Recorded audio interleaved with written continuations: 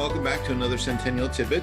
And today we're talking with the Chief Plenty Coups State Park and the manager out there, Aaron Kine, about the park itself and how it is involved with the Tomb of the Unknown Soldier and the Centennial this year, especially around Chief Plenty Coups and his participation in the internment ceremonies on November 11th, 1921. So welcome, Aaron. And if you could, just tell us a little bit about the park. All right, well, thanks for having us, Gavin.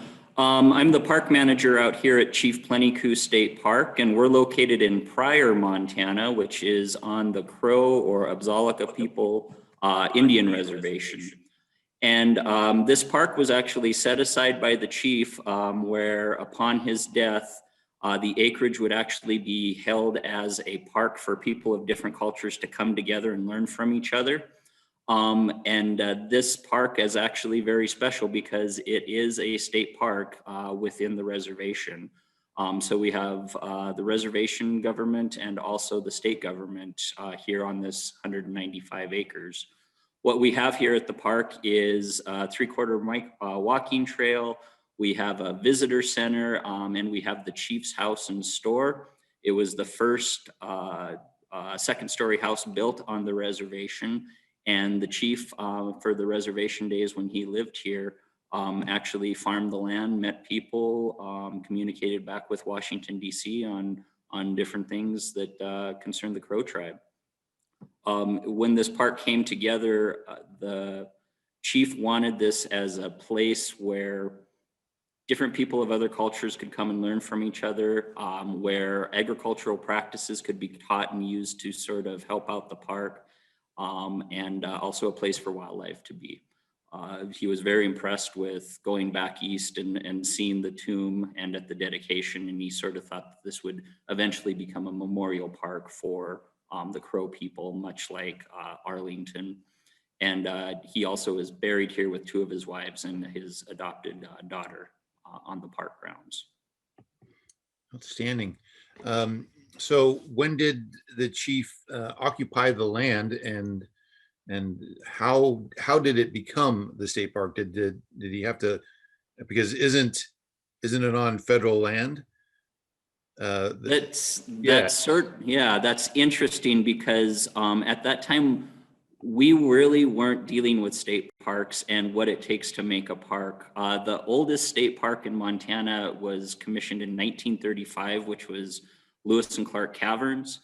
The chief was doing this in 1928 is when he signed the paperwork upon his death. And so in 1932, his land then transferred over. And we didn't even have a state park system at this time. So it transferred over to different, more or less, ranchers and farmers who were actually using the land, and they would just live in the chief's house. And they had one room in the back with all the chief's collections. And as part of their lease of the land, they had to let people sort of walk through the house and take the nickel tour and go see the chief stuff in the back room. So we really didn't have too much of a concept of what it was going to be at the time. After some of the ranchers and farmers got done leasing, it was transferred over to the Kiwanis Club. The chief was a Kiwanian. The Kiwanians had it for years, and they wanted to get away from it. So then they transferred it over to the Montana State Highway Department, which had the parks at that time as a small division under them. And parks were pretty much just wide spots in the road, and they didn't know what to do with land that people donated. So they said, well, we'll just, call it a park and we'll make a division under the Highway Department.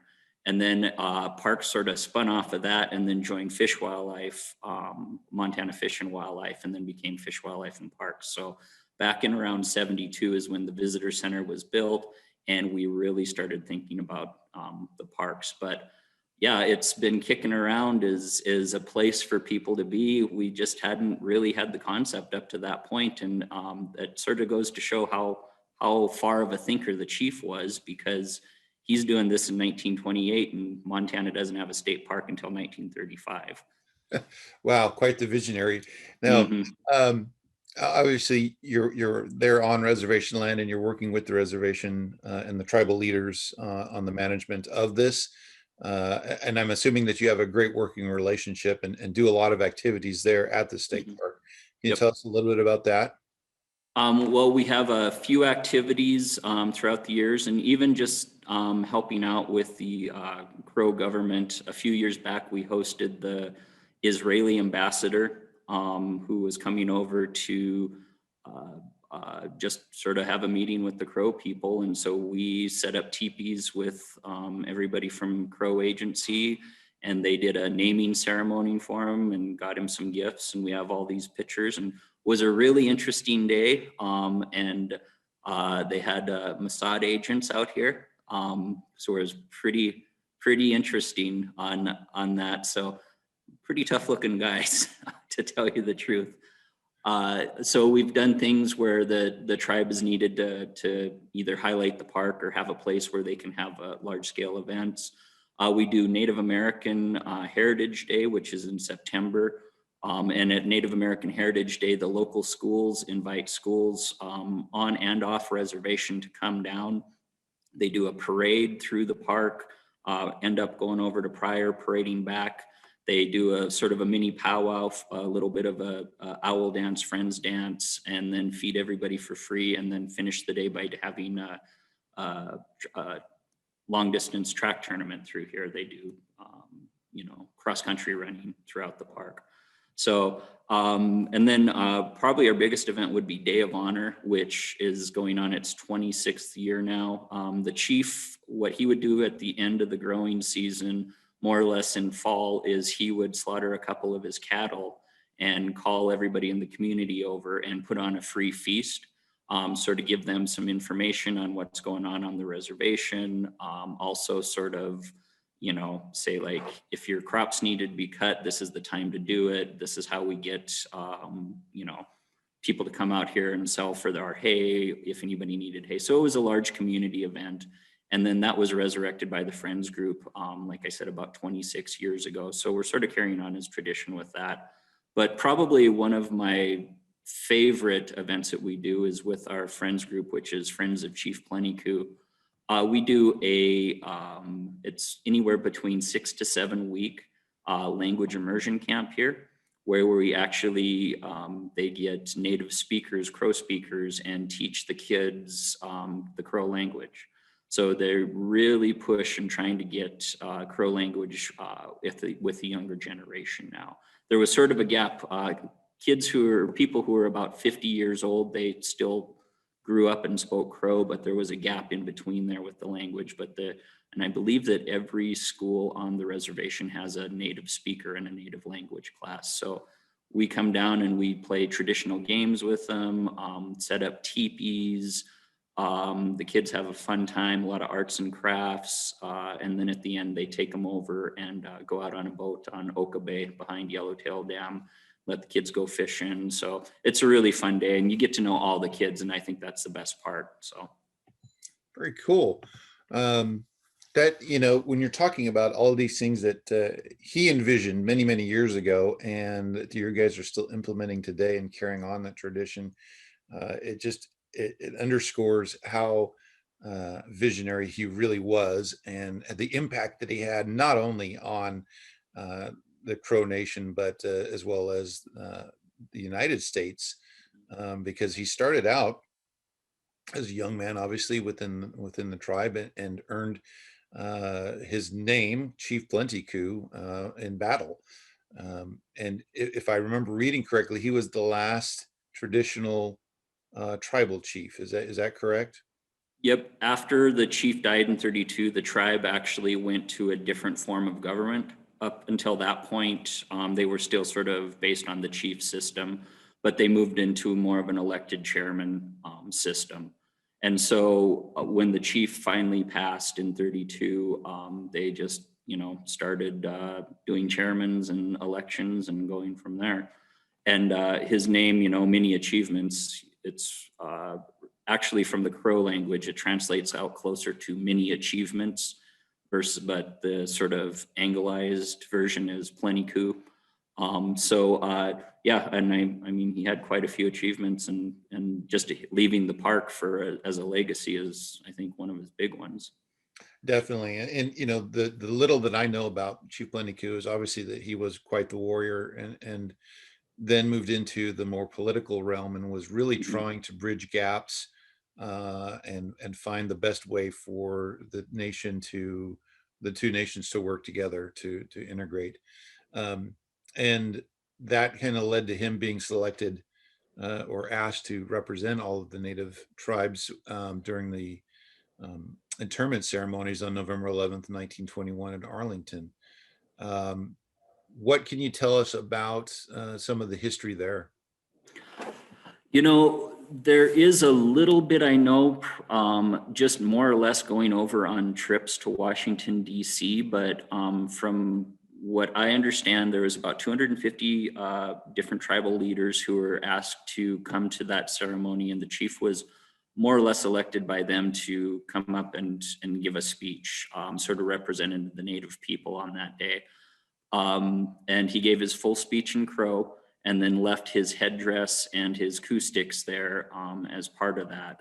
And with the tradition of having warriors in the societies, I think that the chief probably would have felt that this was a huge honor and maybe really wanted to make sure that, you know, being heard, saying like, we're here, we're here. We may have had our problems in the past, but we're with the government now. And I think that was a huge moment that sort of symbolized the warrior culture from the past and the warrior culture for the new. And interestingly enough, within not only the Crow tribe, but a lot of different tribes, military service is still highly sought after, highly respected. Even, I mean, to the point of people are honored when they get back from the military with Pendletons and asked about their war deeds, like in the old days. If you've which the four traditional Crow war deeds were: touch an enemy in battle, take a weapon, lead a successful mission, and steal enemy horses. And those four coups, and there's nothing in there about killing an enemy. There's things about in there of being a strong leader, being brave, being sneaky enough to get in and get those horses. And there was actually Joe Medicine Crow, who passed away a few years back at the age of 102, actually got all four of those coups in World War II. He took enemy's rifle, came running around the corner, hit a German soldier. They more or less bumped heads. Joe wrestled his gun away. So he touched an enemy in battle. He wrestled with him, took the gun away. He led a successful mission carrying dynamite across a line. And they were actually tracking some German soldiers who were holed up in a French thoroughbred horse, more or less, corral. And Joe, who I guess used to wear his war paint under his uniform and had a feather tucked in his helmet, they were looking for a distraction, and Joe said he was looking at those horses and could hear all the old warrior songs from it that his grandfather taught him, and said, I'll give you a distraction. And he snuck down in there and just took a piece of rope, and he said he picked the finest horse and put a quick little Indian bridle out of it and took 30 head of horses from the Germans. So got all four of his, and he was considered the last traditional war chief of the Plains, I believe, is what he said. So, I mean, it's still a huge thing. And, this was a gentleman who I've met a couple of times over here, and just really sweet old guy, and just the history and the stories that he had. It was amazing to listen to. Well, I would love to dive a little more into the history when it comes to Chief Plenty Coup and the way that he approached the Centennial, or not the Centennial, but the internment, because I know that he talked a lot about and stressed to the tribe at the time that this is your duty, you need to go forth, and a lot of tribal members did put on the uniform and they did go overseas and they performed um, very valorous acts during combat. And so that's, I think, something we need to circle around and maybe talk again about, and a little bit more about the speech that Chief Plenty Coup made on that day, because it was very, very poignant and very moving. So uh, appreciate the time Yeah. and doing this quick introduction to a park, which I hope to get to see this year at the Day of Honor, which would be very interesting. I've never had the opportunity actually to go out there, so it'll be fun to come out to see all that. But Yeah. I appreciate it, and we look forward to the next time that we talk about Chief Plenty Coup. All right. And thanks a lot, Gavin, for this opportunity. And there's definitely some Crow veterans that I'd like to put on here too and talk about their experience. And so we'll be in touch. Outstanding. Thank you. Thank you.